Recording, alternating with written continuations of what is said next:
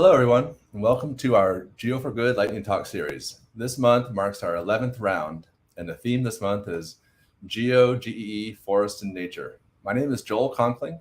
I'm a product manager of Google Earth Engine. Last year, we started a series of monthly lightning talks by and for nonprofits, scientists, and other change makers who want to leverage mapping tools and technology for positive impact in the world. We hope these 5-minute lightning talks will inspire you to think of new ways you can have an impact with mapping tools or provide operational or practical hints to improve and optimize your workflows. 2 years ago, the Group on Earth Observations, or GEO, and Google Earth Engine, GEE, announced that 32 projects from 22 countries were awarded production licenses and technical support to tackle some of the world's greatest challenges using open geospatial data. As the GEO-GEE program draws to a close, we're really excited for the project teams to share their results and outcomes over the next few Lightning Talk episodes. This month, we'll hear from project teams on how they use Google Earth Engine for forest and nature. It is a true honor to see Earth Engine supporting the amazing research you're about to see during this session. Before we kick off the first presentation, I would like to call your attention to two things. First is the Q&A feature. If you're watching live, you can write your question in the Q&A section below this page. If you have a specific question to any particular speaker, please identify which speaker your question is for and then write your question in the Q&A section. And second, there's a link to the slides, which you can find below in the resources section. All right, let's get started. So the first speaker is Traganos from the German Aerospace Agency, or the DLR.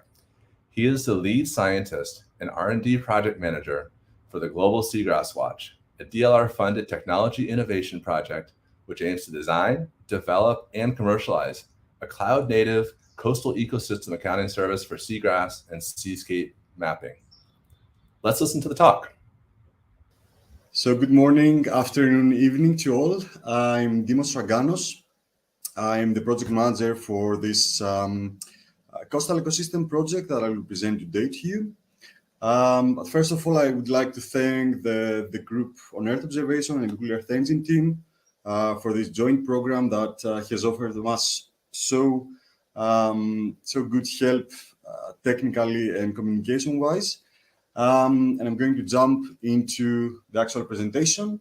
So by coastal ecosystems, we mean this interfunctionally and functionally and spatially interconnected ecosystems, which are to be found across the world's coastal realms, not alone, of course, but closely interconnected. And our own project is mainly focusing in what is really the missing piece in terms of the mapping and the estimation data.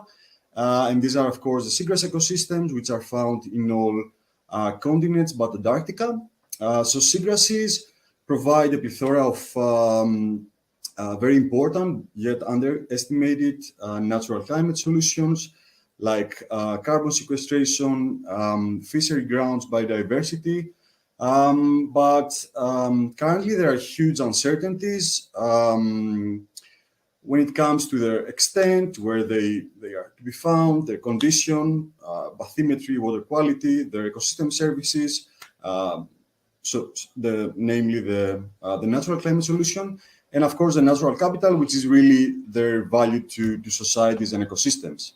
On top of that, we have increasingly alarming losses in terms of their areas, in terms of their services, along, of course, with their related pressures, climate change, coastal eutrophication, and the lack really of spatially explicit data, which are informed by uncertainty and which can be easily scaled by pertinent algorithms, really amplify these uncertainties, these gaps, and has led to an uneven uptake of their natural climate solution of seagrasses in climate, biodiversity, protection agendas, and of course funding, which is really important.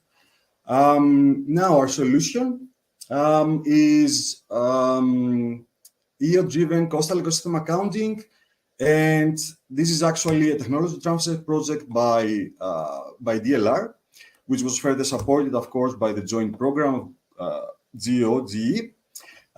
This is really cloud native, so everything happens in the cloud, of course, in the cloud platform Google Earth Engine.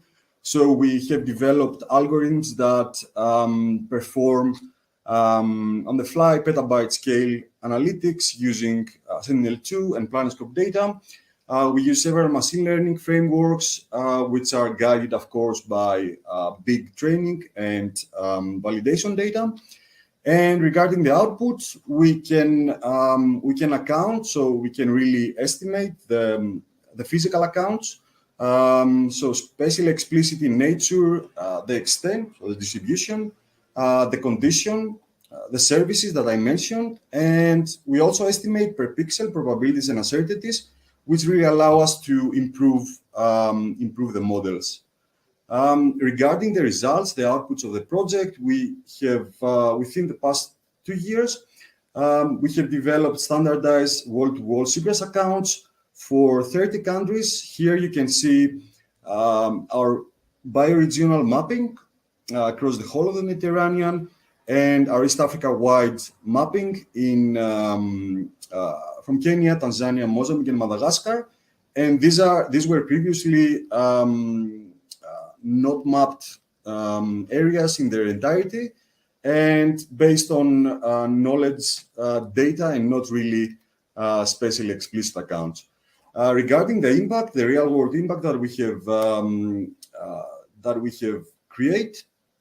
So this is really a project that it's a first in the world regarding seagrasses. So not only we estimate the seagrass extent at the nation scale of Seychelles, but we also will empower Seychelles to uptake this data into their national climate agendas, also for marine protected areas, but also to generate the first blue carbon crediting mechanisms that are pertinent to a country.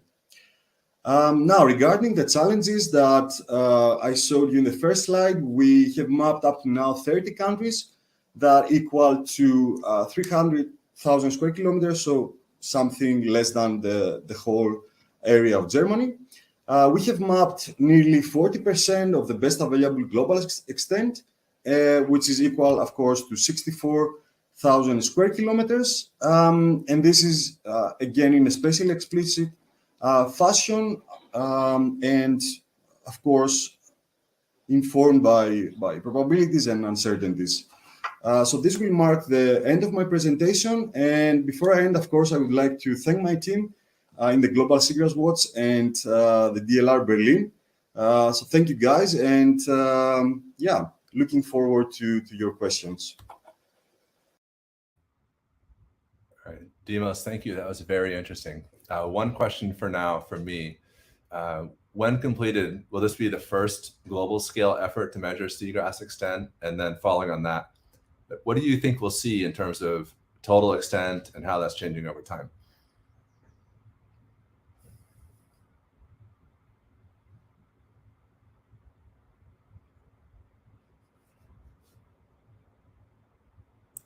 My mic was muted, of course. So yeah, thank you for the question. Yes, it will be the first global scale effort, especially in terms of the spatially explicit fashion, in terms of the information and the knowledge that we are getting from in situ data. We're able to calibrate and validate our algorithms, but also in terms of the high spatial resolution, it will be the first. And of course, that comes with lots of challenges that Google Earth Engine and this technology allow us to resolve pretty quickly. In terms of the estimates, I think we will be closer to the high end of the best available information based on existing seagrass densities in terms of the area. And in terms of the regression is even much more difficult question to answer, because of course you need to do not only the baseline, but you need to go back in time. But the current consensus is about 5 to to 7% of regression per year. So I think that's much higher than corals or forests or mangroves. So we need, we need to get going, and we are really, we're really happy and really, appreciative of the fact that there's this timing that we are able to do so. Very important work and very urgent given those changes year over year that you're expecting to see. Thank you. All right, great first talk. The next speaker is Mauricio Castillo. He works for the National System of Conservation Areas at the Ministry of Environment in Costa Rica. He is interested in the use of remote sensing techniques for land cover, land use determination, as well as developing user-friendly web-based tools for rapid land use, land cover change, and assessment. Let's check it out. A collaborative and online framework for creating land cover land use maps. Costa Rica has been regarded as an example in forest recovery, going from as low as 30% forest cover in the 80s to a 52% in mid-2010s. Due to a more strict legislation, deforestation events decreased in size and frequency from 1996 on. However, the size of the country, its location, makes it difficult to keep track of this small-scale forest loss or gain, and it becomes increasingly difficult.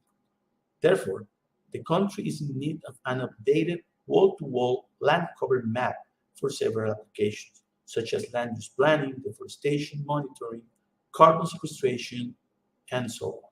So far, land cover land use maps have been developed on a one-time basis with a variety of methods or imaging, and usually at a relatively high financial cost. The challenge for us is making this process quicker, easier, and hopefully cheaper.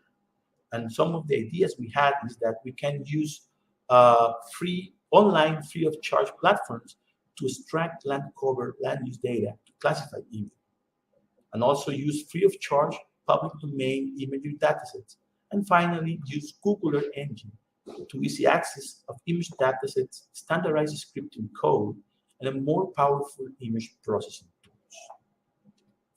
So this collaborative framework that we have designed has two steps. The first one, we use an online tool to collect reference data, the data that we're going to input in the classification algorithms.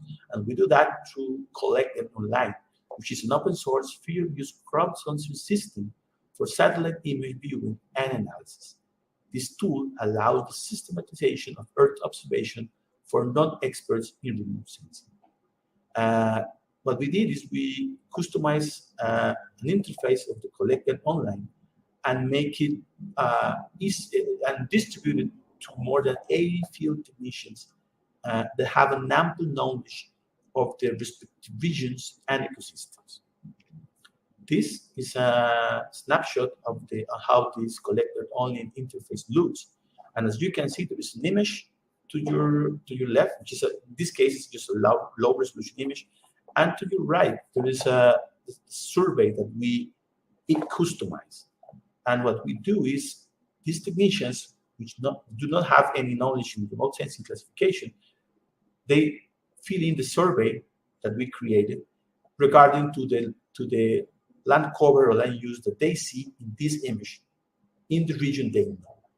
Each technician classifies around 300, 400 points, which takes them around 1 or 2 days, 3 days tops to classify.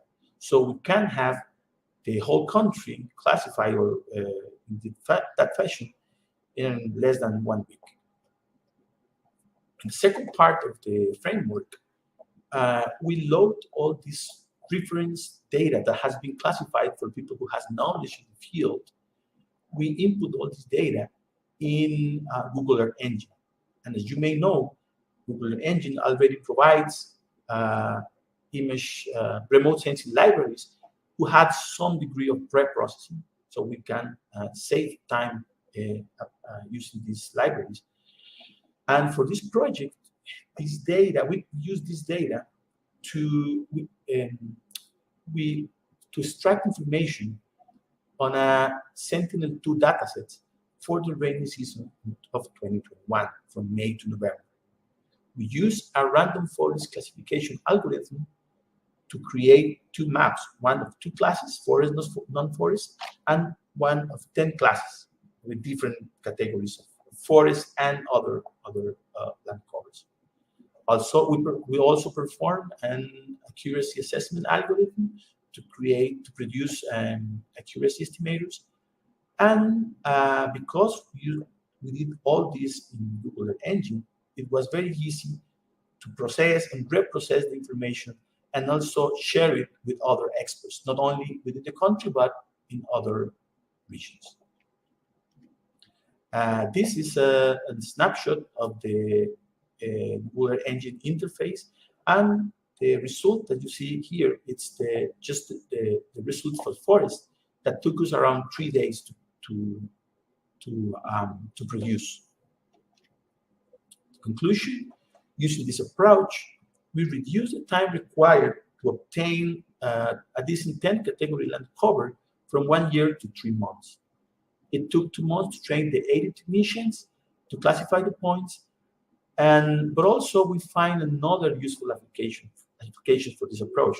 We use it for monitoring land cover, use it for assessing tree cover loss for possible illegal tree removal, and also we use it to assess the impact of other phenomena over natural lands, like forest fires, floodings, and so on.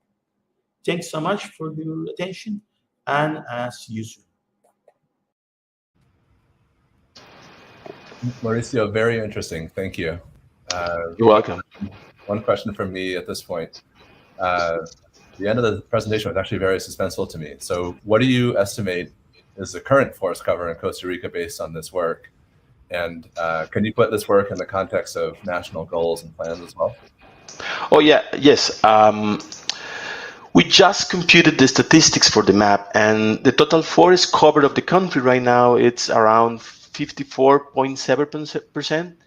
And this classification includes forest plantations, mangroves, and mixed forest of palms and trees, which is located in the northern coast of the country. These results are very similar to the ones we obtained in the map that we produced in 2015. However, the map of 2015 took us around 18 months to finish, whereas this one just took us around 3 months or a little bit less to complete. So what sets this approach apart, at least for us, is that we dramatically reduce the time we spend collecting the reference data. And of course, we reduce the time in preprocessing and producing the maps. Like, a good thing is that the Google Earth Engine allowed us to modify existing algorithms and share them with other experts, as I said in the presentation. And that is, I think that is a very interesting approach, because not only you reduce the time that you spend producing the maps, but also you increase their quality, because it's easier to share the information with other people, with other sources of expertise in remote sensing. And as I said, we believe that using this framework, we can produce wall-to-wall maps every 2 years. And this is very important because this data can be very useful for example, applications such as planning protected areas or biological corridors, as well as provide on-time information on forest loss and gains. And this is mostly to fight illegal deforestation. Also, so far, until now, Costa Rica lacked a mechanism to provide georeferenced national estimates for land cover land use. So we believe that this approach can also be adopted for other government agencies to produce, for example, agriculture or human settlements, and they can use this approach and produce their own georeference data in a similar or standardized way, and then we can compare or kind of compare these results for a more like global view of the land cover of the country.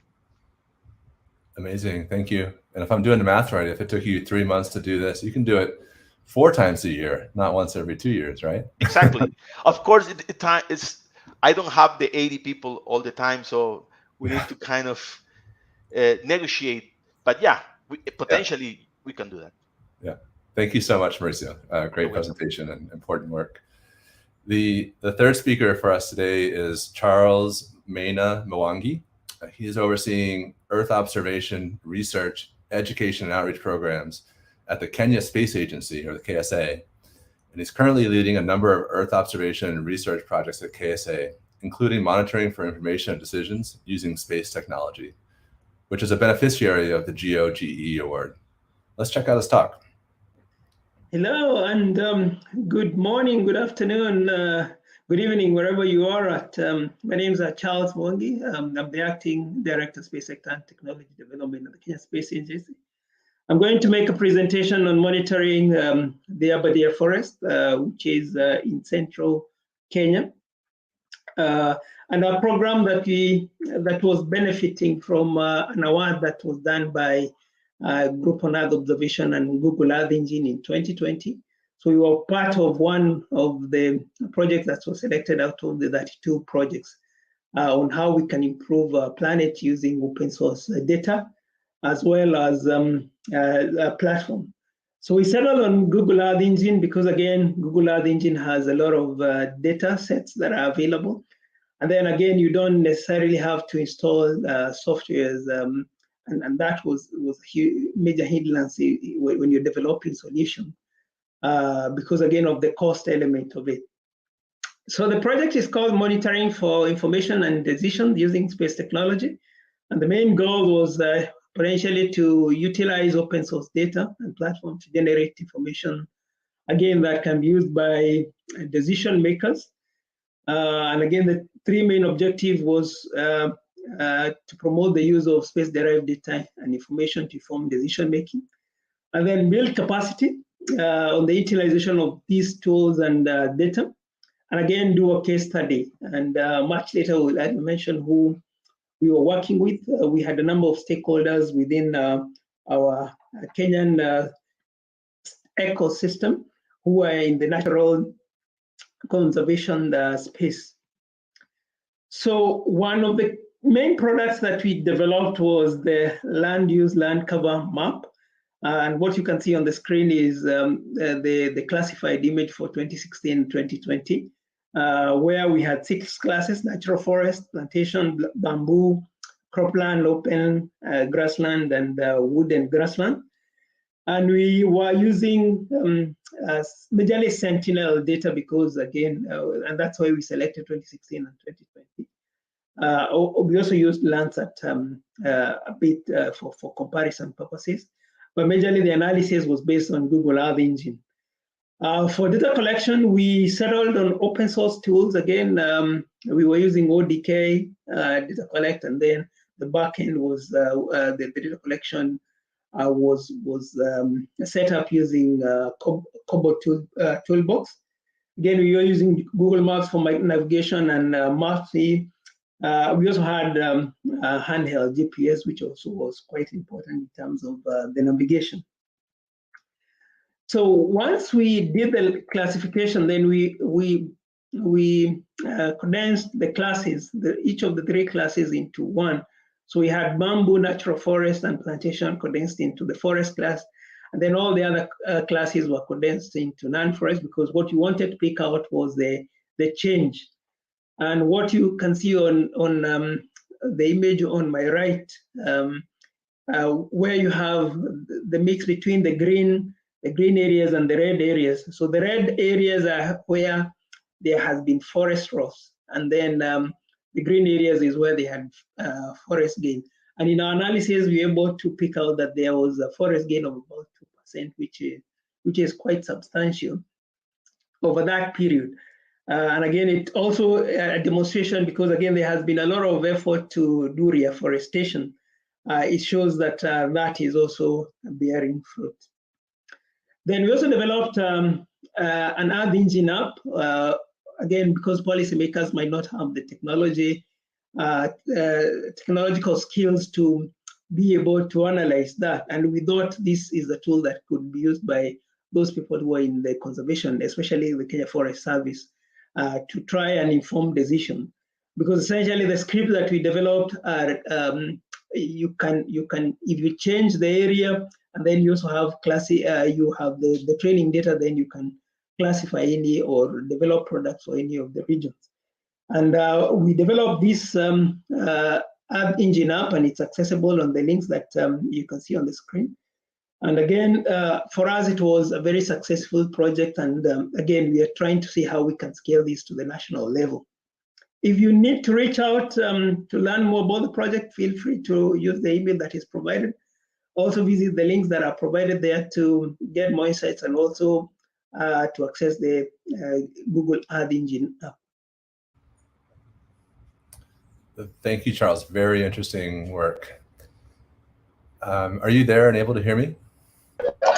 Yes, I can hear you. Unfortunately, I'm not able to turn my mic. I happened, unfortunately, to be in a place where that is not possible, but I wanted to take a few of your questions in case there is any clarification that is needed. Apologies for that. No problem at all, and thank you so much. Very interesting presentation. And the first question for me at this point is, as you look out into the future, can you say a bit more about your vision for how this kind of work evolves and changes, and how it supports Kenya's environmental goals? Thank you for the question. So, like I mentioned, partly the reason why we were undertaking this project was to try and explore how we can leverage on open source tools and open source data sets to make decisions. And we are seeing this. The initial project we were looking at was forests, and we also have done urbanization. But how we are exploring how we could move this forward is to see how we could scale it to the national level. And we've had discussions with the Kenya Forest Service, who are essentially the ones mandated to try and do forest cover statistics for the country. And they've been doing that every 2 years. But with such a platform, you're able to do it on the fly. As long as you have training data, then it makes the process of even reporting for the SDGs, because there's that requirement that the country needs to report on, and also for purposes of monitoring where deforestation is occurring. So we see that we see this project as one of the projects that can be scaled up, and other countries could also learn, or any other agency that is involved in forest conservation could easily adopt such a tool. That's great. Thank you, Charles. Great work and a very interesting talk. I very much appreciate it. So we'll move on to the next talk. But before I do that, I would like to remind you about the Q&A feature. So you can put your questions below if you have any questions for the speakers. Okay, the next speaker is Elkin A. Noguera-Urbano. Elkin leads Biomodelos team in the Humboldt Institute from Colombia. His research interest involves understanding the evolutionary and anthropic processes that have modified the patterns of biodiversity to characterize and model ecological patterns to identify the consequences of direct drivers of ecosystem change. Let's listen in. The world needs represent the biodiversity in maps to monitor the advances in conserving nature and make sustainable decisions. Therefore, we goal was to generate multi-temporal habitat models at fine-grained taking the species birds as a pilot. We selected the birds because represent one of the best known groups in the world.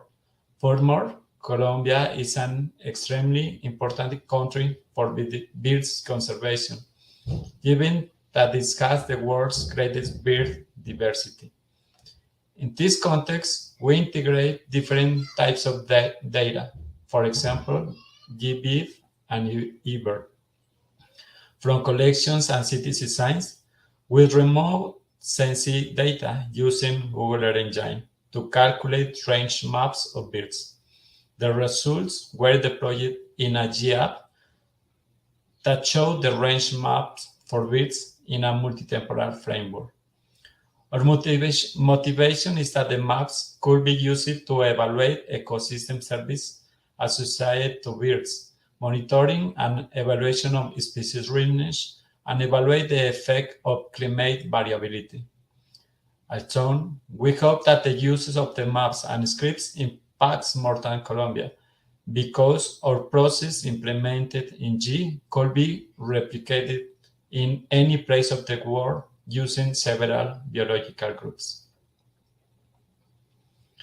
Our routines based on ecological niche modeling techniques integrates over 6 million occurrence points for a lot of species. We are running 4 machine learning algorithms through the code editor in G. The sensing remote data corresponds to modest data, for example, normalized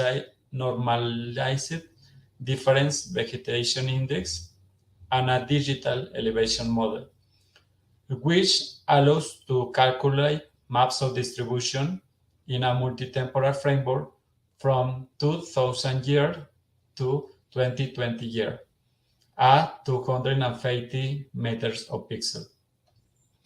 Currently, we have range maps for 1,534 species of birds in Colombia. As I said earlier, the results are shown in a Google Earth Engine app, which represent in maps how the species change over 21 years, with high values of range available in rainy years and lower values of range in dry years. We consider that the maps show trends of habitat availability of the species because the relationship between the birds and vegetation. The GEE app contains 5 sections. The model sections that offers basic information of the algorithms implemented, pictures that represent the habitat trends, an animation bar to show how the range maps change over the time, and finally, the display with the maps. One key point of the app is the language options, Spanish and English for expand our public and users. Then we offer options about the type of map, species name, and in the number for algorithms for which the user would like to see the maps.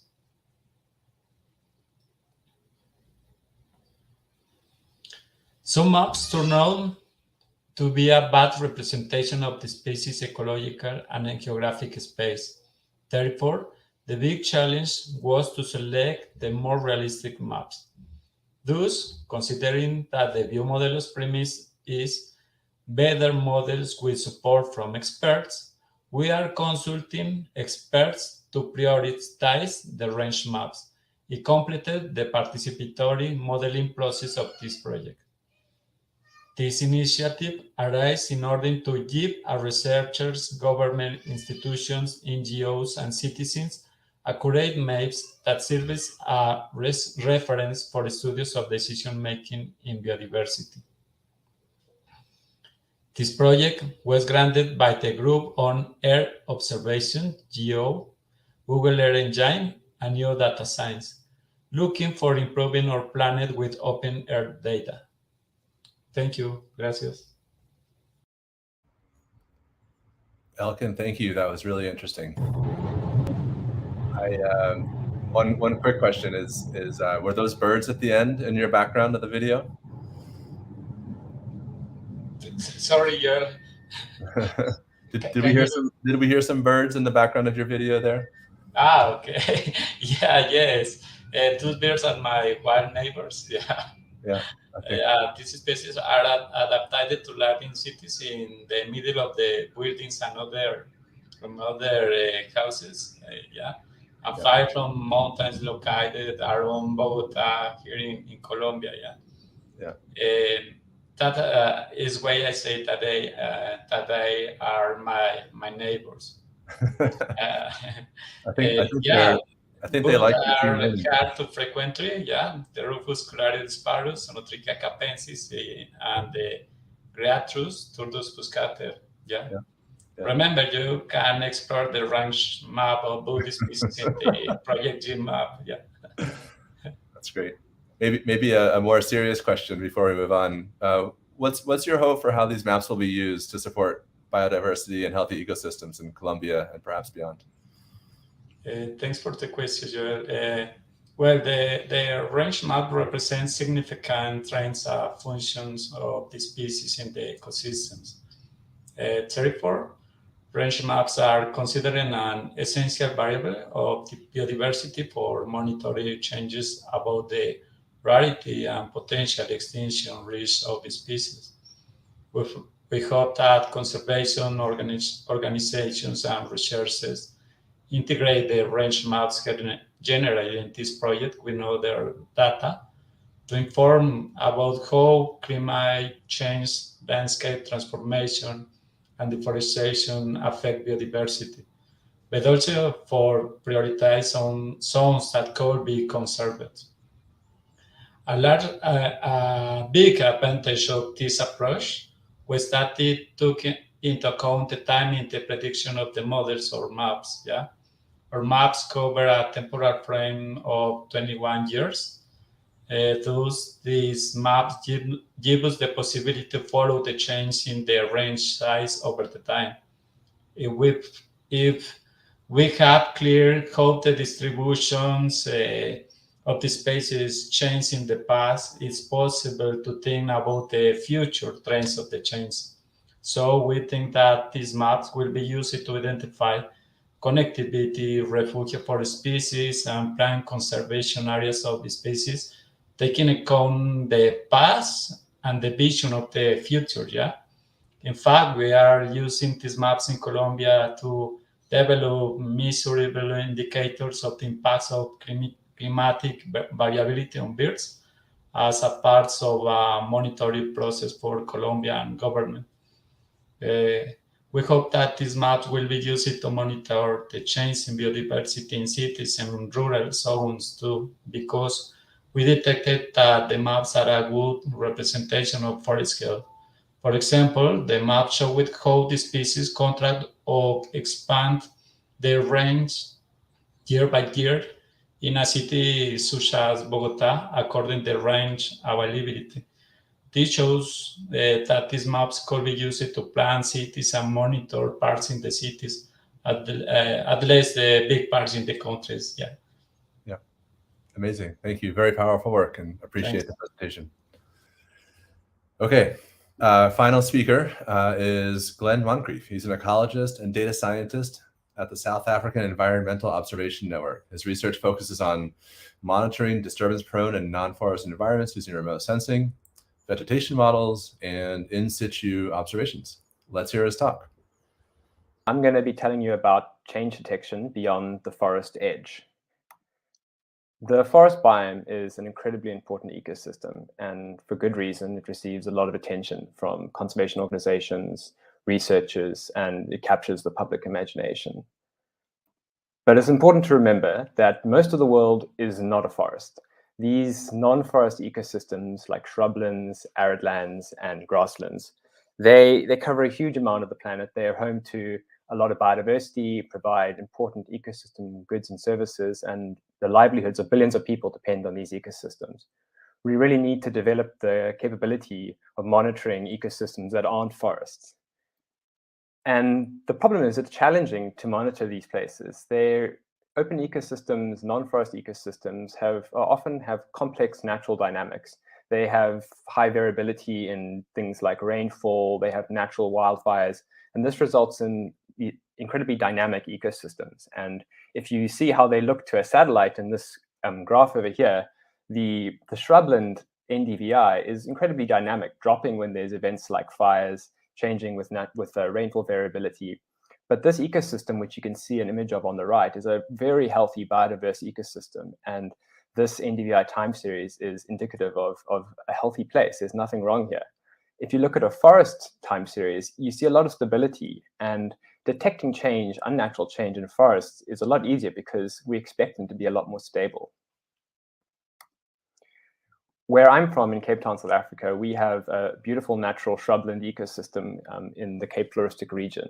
And this shrubland is incredibly dynamic as well, but it's also one of the most biodiverse non-forest vegetation types in the world. It's also perhaps the most threatened vegetation in the world by some measures. We have the highest concentration of plants threatened with extinction anywhere in the world. And we really need to develop the capacity to monitor change in these ecosystems in order to conserve all of these threatened species. So the goal of my project has been to develop a remote sensing-based monitoring system capable of rapidly detecting unnatural change in the Cape Floristic region shrublands. The system has to be capable of discerning between natural variability and land cover change. So we need to train machine learning models that can detect land cover change and not provide false alerts just because of natural variability. We need the system to do detection continuously, so providing updates regularly, not just once a year. And we also need to detect change within weeks, so rapidly, so that we can pass that on to decision makers who can act on that. The first step in this type of machine learning workflow is always to build a training data set. We started with the subregion of the Cape Floristic region and a specific land cover change, which is the conversion of natural shrublands into agriculture. And we outlined a bunch of areas where this change had occurred.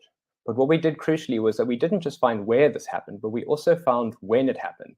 Using high resolution planet temporal time series, we found pretty much the exact date on which these events occurred. And now we can train models that are robust to this sort of signal of change because we know exactly when the change happened. So we've trained neural networks with these time series, and you can see some time series for natural variability and time series for change. And you can see the subtle differences that we can identify using well-trained models. Our trained models, which are convolutional neural networks, are able to successfully detect 65% of unnatural change within 20 days and 90% of unnatural change within 180 days. We've deployed these models to production, and they are running on a cloud-native workflow in Google Cloud ecosystem at very low cost, producing updates of change and updated detections every 10 days. You can see on the right an example time series of detections where there's a land cover change event in parts of this region that are being monitored, and within 10 to 20 days, our system detects those changes and can send alerts to decision makers to act on that. This whole workflow has been developed in partnership with the local conservation NGO and provincial law enforcement. They're monitoring the app that we've deployed in Google Earth Engine and use the alerts to initiate investigations and even legal action, which is followed from some of the events that we've detected. So this is really being used in the real world. We're now hoping to scale this out to the whole region and to look at more change types so that we can monitor extensively and all of the change that's happening in this region. If you're interested in finding out more, you can read some of the research published on this or get in contact with me. I'd love to answer any of your questions. Thank you, Glenn. Very interesting. And looks like great work.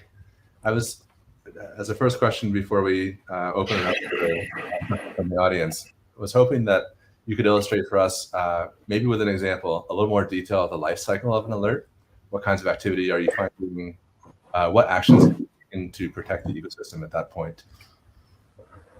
So like I described in the talk, we are producing these updated maps every 10 days where we kind of highlight areas that we think have changed in the ecosystem.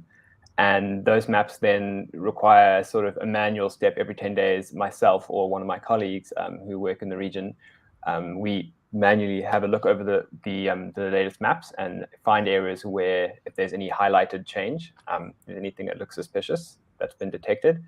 And then we have to go and do a few more manual steps, like look at some base map imagery, high resolution imagery to check that this was intact ecosystem, and look at some planet time series to see if the change that has occurred looks like it's the sort of stuff that's illegal. And then if we think that something illegal has happened, we collect some more information. So now you need to go and try and find out the name of the landowner and find out a bit more about the if it's a sort of if it's a vegetation type that's protected by legislation. And once we've kind of got all this information together, and we can say, as a researcher or someone interested in this landscape, we can say with quite a lot of confidence that we think this is like an unlawful event. And then we pass that on. We pass on a short report to law enforcement. and law enforcement will then send investigators out to the farm or wherever this has happened and essentially conduct their own investigation. And if they find that something illegal has happened, people will get fined or potentially even proceed to a sort of criminal action. So there's this whole process, and when you're sending investigators out and there's not a lot of, these people are pretty busy, there's quite a lot of environmental crimes going on. So you want to be pretty darn sure that you're not sending them on a wild goose chase. So we do a lot of manual checking to try and make sure that what we've found, we're very certain is something that's worth following up on. We're trying to automate a lot of that. So the sort of next phase of this project that's funded with a NASA Applied Sciences grant is to kind of automatically generate reports where we populate that are populated with all of the information that law enforcement need. A lot of their time is spent actually doing pretty mundane stuff. Like as researchers, we're really interested in building a fancy machine learning model and building some really cool maps that are pretty to look at. But like when it comes down to it, a lot of people's time is actually spent like trawling around trying to find out who owns the damn piece of land that's been, plowed up. Yeah. So you got to help them with that if you actually want to make change, because sometimes that's the biggest stumbling block. It's not like they know there's a heck of a lot of change, but there's some mundane stuff that's pretty hard for them to do, and we can help them with that. So we're trying to also, produce this sort of whole package that they need, not just, hey, there's been change here, like really help them along. Yeah. But this is just one like prong of an approach. You can't just chase after people with a stick. There also has to be sort of some incentive and relationship building. So we have partners in the landscape who are sort of working with farmers, incentivizing better behavior, trying to help people to learn to appreciate these landscapes, because sometimes people don't realize that there's actually so much biodiversity here. To them, it's just like, it's a dirty gray shrubland and it needs to be turned into productive farmland. So people need sort of handholding and guidance. So you need to come at it with a couple of different approaches, not just the stick. Very challenging and important technical problems, and running into very challenging sort of social and stakeholder problems as well, it sounds like. So that's fascinating. Thank you for the presentation, and looks like great work. So now I'm going to take us into Q&A from the audience. We've got some great questions coming in. Thanks to everyone for the amazing talks. It's been inspiring to hear all this great work. I'll go through in the order the questions did arrive. The first question is for Dimos. And the question is, what did Dr. Dimos Traganos use to map his areas? Dimos, let me know if I can help refine that question for you, but that's what I have from the audience. Sure, Joel, thank you. So we mainly use two types of data, the satellite data, of course, and the in situ data. So the satellite data, we have developed in-house data analytics, which are called analysis-ready data analytics. So you take the single images and you transform them in a high level or in a good level of accuracy, of confidence for you and, of course, for analysis. And the in-situ data, of course, help in order to train the machine learning algorithms which are embedded in this data analytics. We also use annotated data. So within the Google Earth Engine, we have developed some basic algorithms that we say here it's seagrass, here it's coral, and those help in addition to the in-situ data to train the algorithms. And all of those are fed into the Google Earth Engines, or the basic cloud native data analytics. So yeah, these are the main two types of data, and we might use also some geospatial data that are either available within the cloud or that we might have the ability to upload the system and using our analysis. All right, thank you. So anyone can take this one. It's not directed to a specific person. So for these G4G funded projects, is the Earth Engine code for these efforts generally available to the wider community, or is it proprietary, or does that depend on a given project? In the case of our project, we're planning, once we finish, we are right now in the process of writing the documentation and all this other stuff, but we plan to make the algorithm fully available for everybody.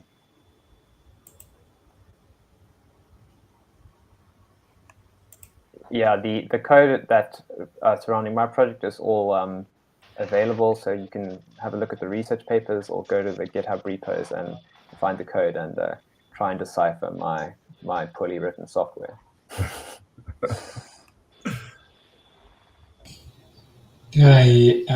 Our project, we are ending the documentation of the code, but we need to refine some process in the code. Yeah, but the code is working well. Yeah. Yeah, and for our case, because of the nature of our project, because we want to commercialize the algorithm, of course, we are unfortunately not able to share the code. But of course, all the mapping products, all the training data, the validation data, we have the intention to to put them in online platforms so that scientists and other people that are interested can use in their research. Thank you, everybody. This question is for Mauricio. Any chance that the 80 trained technicians will be able to work providing land cover, land use classification for other countries or extents? Well, it's entirely possible. We think that actually right now we are sharing this information with other agencies like FAO and so on, and there is a possibility that we can collaborate with other countries such as Ecuador, Mexico. We just last week had a meeting with people from those countries, and there might be the possibility that we can share the experiences they have, because both Mexico, Ecuador, and I think Panama, they are working in similar strategies, and there was this idea that we can maybe have a workshop or a meeting where these technicians can share their experiences and their tips in how to improve this process of point classification. Mauricio, I think your contact information is in the slides as well, right? So if people want to get in touch. Yeah. Yes. Fantastic. Yes, sure. Charles, I can't tell if you're on or not. Are you there? Looks like we'll come back to Charles if he is able to respond. Next question is for Glenn. And it's, so I'll go with this formulation. So you mentioned that you work with the local community to help them understand the benefits of protecting the ecosystem. Could you elaborate on how you do that? So our partners that we've been working on this project with, they run a conservation NGO in the region, and the work that some of the key work that they do is to work with the farmers. So in this in the region that this study focused on, almost all of the land in the native vegetation, the intact native vegetation, is owned on large commercial farms. So the farmers themselves, they are really the sort of the land managers and the community that needs to be kind of engaged. And this NGO, they build relationships, so like personal relationships with the farmers. They try to educate them about the biodiversity that they have on their farm to sort of cultivate an appreciation for the biodiversity. And then they try to enable them, sort of teach them some of the land management practices that are required to sustain the biodiversity. So how to manage wildfire so that you're burning at the right frequencies, and how to sort of create corridors for some of the biodiversity. So they're really they are capacitating the farmers and building a sort of an appreciation for the biodiversity on their farms. Great. Thank you, Glenn. That's the last of the audience questions that came in. So I'll wrap us up by saying thank you again for joining the session. The speakers, y'all are amazing. The work you're doing is inspiring. And it's an honor, as I said at the beginning, to be in a position to support the work that you're doing. Thanks to everyone who joined to listen today and to ask questions. We hope you were inspired or got some good ideas to take your next research project forward or to bring your current work to the next level. And thanks again. Stay tuned for our next lightning talk. And goodbye for now. Thank you very much. Thank you. Thank you. Bye, all. Bye. Thank you.